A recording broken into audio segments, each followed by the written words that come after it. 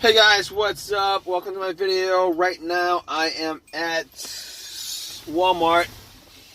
I went to Walmart to get something, and I was in there for no more than 15 minutes. I came back out, and guess what? My car is dead at this point. Car's dead at this point. It's not 100% dead. It's just that I can't get it to start. It's not starting on me. I can't get it to crank. Everything else works in the car. Everything else works in the car. All the lights work on the dash. Radio works. Heat doesn't work, but the blower motor works. Everything works. Even the alarm works, but I can't get the car to crank. It's just nothing. I hear a click. It doesn't crank. I hear a click, but it doesn't crank. So I was thinking maybe it was the battery that was the issue. So what I did was I actually turned on the headlights, went out, checked it out. It's nighttime. It's bright. Those headlights are bright. So I was thinking, maybe it's the headlights? I don't know. Maybe it's the battery or whatever, not the headlights, but the battery. So I was like, maybe it's the battery that's the problem. And I was thinking to myself, I don't know. So I actually, popped the hood, checked out the battery, looked at the terminals. The terminals look pretty dirty. So I actually took out a wrench set, took the terminals off the battery, took a wire brush, cleaned it off, popped it in. I cleaned up the terminals pretty good. Terminals and the cables. Cleaned them up pretty good, popped it in, and went back into my car, tried to start it. It didn't start. And that was like the 15th time I tried starting it. So I'm like, okay, it's probably not the terminals that's causing it. I went and checked the ground wire. The ground wire looks good. Probably not that issue. But I did go back to Walgreens. Got a can of Coke and pretty much poured Coke on the terminals and the ground. Try to start up, nothing. So at that point, it wasn't the terminals or anything like that. I had to ask somebody to give me a jump. They jumped it. They put the cables on. I tried to crank the car, nothing. So basically, I had them put it on and put it on the battery and waited 5 minutes, 3 minutes, whatever. Try to crank it, nothing. So at that point, I knew it wasn't the battery. I knew 100% it wasn't the battery. My other thought was maybe it's the alternator, but I didn't leave my car running. I didn't leave my car running at all, so I don't think it was the alternator that was the issue. Normally, when the alternator is the issue, normally the car would die out on you with the engine running. Either it's on the road or it's idling or something like that, it will just go dead on you. But here's the test for it.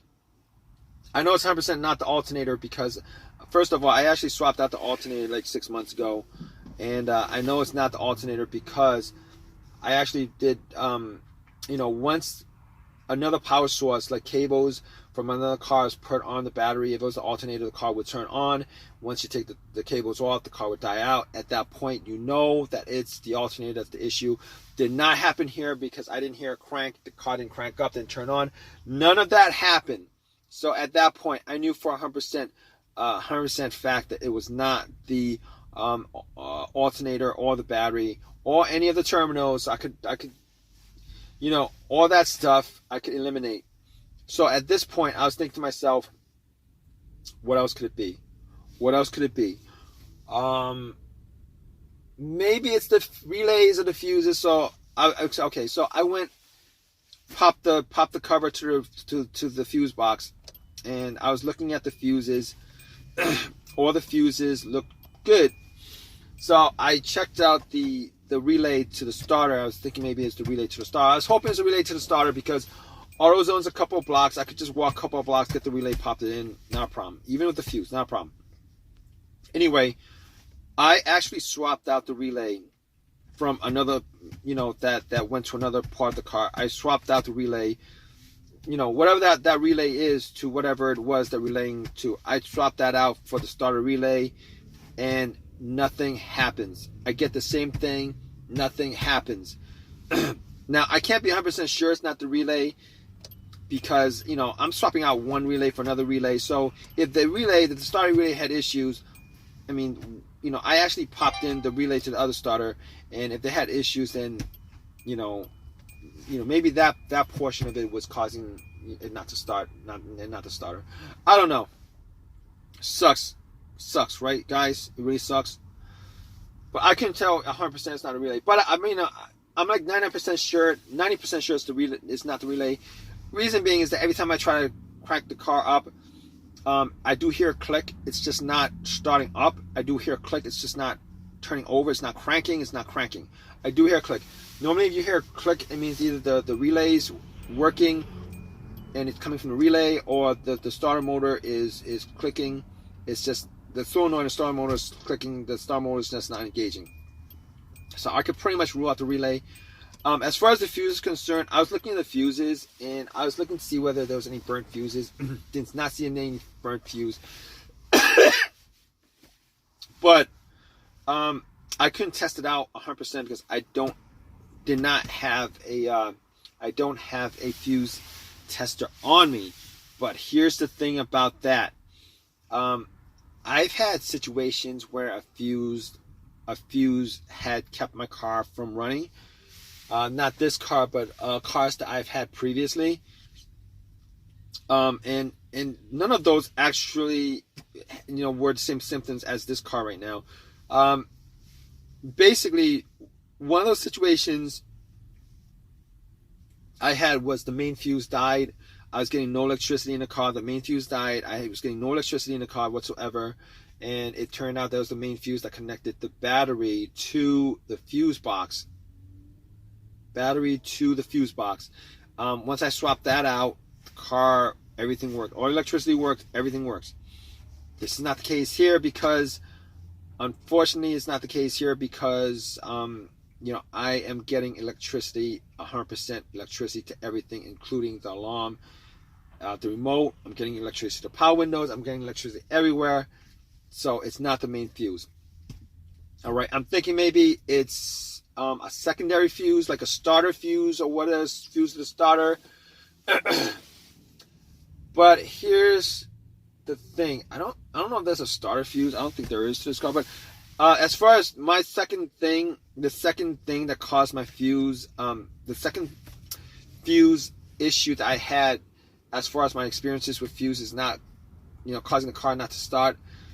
It was a blown fuse either to the fuel pump or to the car's computer. All right, fuel pump or the car's computer. All right, and in that case, it would crank up. Everything works. It would crank up, but it wouldn't turn over. It would crank. It wouldn't turn over. In this case, however, I get no crank whatsoever. Everything works. It's just not cranking at all. So I can just rule that out. That's not the problem here. And at this point, the only thing I could think of is the starter. Now, I did not think it was the starter because I did swap out the starter about 8 months ago. I swapped it out 8 months ago. I did buy a refurbished starter from AutoZone for $150 instead of a brand new one. I probably put in maybe like 10,000 miles, 10,000 miles on this car, 10,000 miles on the starter since. And I'm just hoping that that's not the case, because it would absolutely, I would be annoyed that was the case, because I bought a starter that lasted me like for 8 months. But I've been told, I've heard that when they, I didn't want to buy a brand new starter. It's like twice. It's like $300 instead of like $150. Well, with tax, it'll be like $330, $340. I wasn't gonna do that. And then both these starters are 100% warranted, like lifetime warranted or whatever. Anyway, I did buy the refurbished one. I read somewhere that as far as refurbished starters concerned, they only swap out the part that's broken and not they don't actually replace or any of the major parts. They only replace the part that's broken. So when you get a refurbished starter, I don't know how they clean it up as well as they do, because they look brand new. They only fixed the one part that's broken. They only fixed that one part that's broken, and the rest of the starter or the alternator or whatever that's refurbished has, 99%, has whatever the mileage that was on the car when that starter was given to them, when the core of the starter was given to them. And I'm just hoping that's not the case here, because right now I'm actually waiting for AAA to tow my car. I'm waiting for them to get back to me, because I called them up like 15 minutes ago.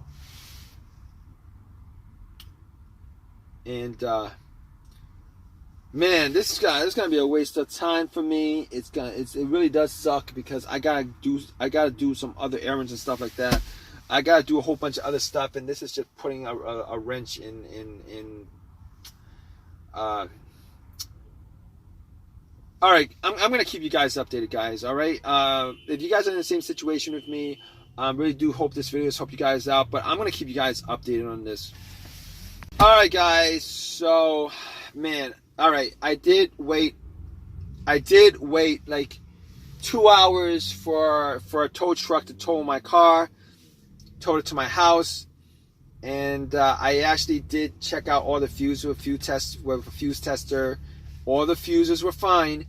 Wasn't quite sure about the relays, so I actually went to AutoZone, got a relay for it, popped it in, and nothing happened. So it definitely was not the relay that was causing it. It definitely wasn't the fuses. The terminals I cleaned out pretty good, and I actually did take out the ground, cleaned up that, put it in, nothing. So at that point I knew like 90% was a starter.